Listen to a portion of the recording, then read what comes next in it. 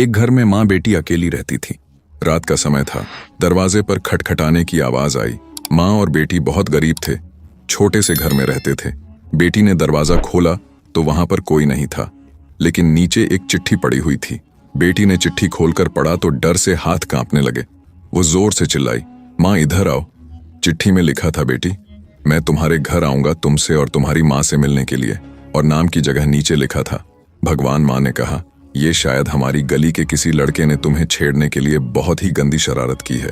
लेकिन बेटी को माँ की बात पर यकीन नहीं हो रहा था। बेटी बोली, माँ पता नहीं क्यों मुझे ये सच लग रहा है। जैसे तैसे माँ को मनाकर बेटी और माँ दोनों भगवान के स्वागत की तैयारी में लग गए।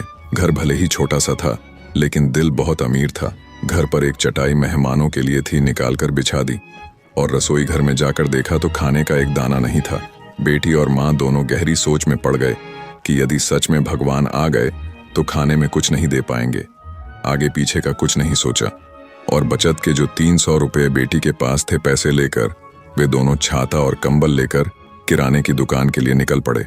बारिश होने वाली थी और ठंड भी बहुत ज्यादा थी। एक पैकेट दूध और एक मिठाई का डिब्बा, कुल 200 रुपये की चीजें खरीद कर वापस लौट आए, क्योंकि उन्हें लगा शायद भगवान घर पर पहुंच गए होंगे। घर से थोड़ी दूर पहुंची तो देखा कि जोर से बारिश शुरू हो गई, और सड़ी डेच किनारे एक पति पत्नी खड़े थे। ऑटो पास से गुजरा तो लड़की ने देखा उनके हाथ में छोटा बच्चा रो रहा था। स्थिति कुछ ठीक नहीं लग रही थी।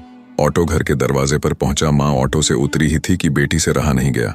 बोली, ऑटो वाले भैया जरा ऑटो को उनके पास ले चलो। पास जाकर देखा तो बच्चे को तेज बुखार था और उनके पास खाने के लिए कुछ नहीं था। एक तरफ भगवान घर पर आने वाले हैं और दूसरी तरफ यह समस्या। बेटी ने सोचा, भगवान को मना लूंगी, लेकिन यदि इन्हें ऐसे ही हाल में छोड़ दिया गया तो भगवान बिल्कुल भी माफ नहीं करेंगे।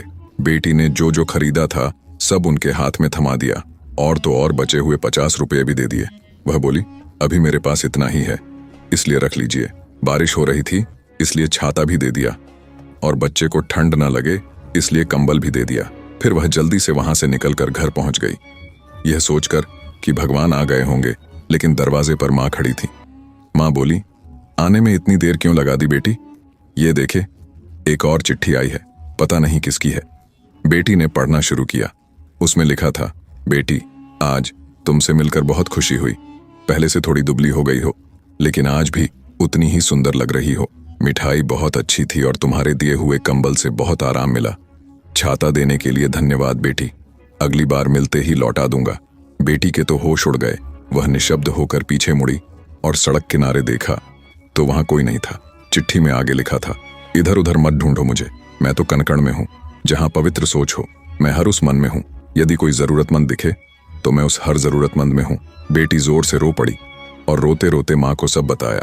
दोनों बहुत ही भावुक हो गए और पूरी रात सो नहीं पाए। दोस्तों, अब आप सभी से एक प्रश्न है, ये बेटी सच में गरीब थी क्या? जरा सोचिए और अपने दिल से इस सवाल का जवाब दीजिएगा, क्योंकि व्यक्ति मरने के बाद अपने साथ पैसे नहीं बल्कि कर्म लेकर जाता है, और जरूरी नहीं कि हर पैसे वाला व्यक्ति अच्छे कर्म लेकर जा रहा हो। इसलिए कोशिश करे कि पैसों से अमीर हो या ना हो, लेकिन कर्मों से अमीर जरूर बने। आपको ये वीडियो पसंद आया हो तो जरूर लाइक करें और नोटिफिकेशन बेल आइकॉन को दबाना न भूलें। हम मिलते हैं आपको अगले वीडियो में एक और रोचक कहानी के साथ। तब तक के लिए राधे राधे।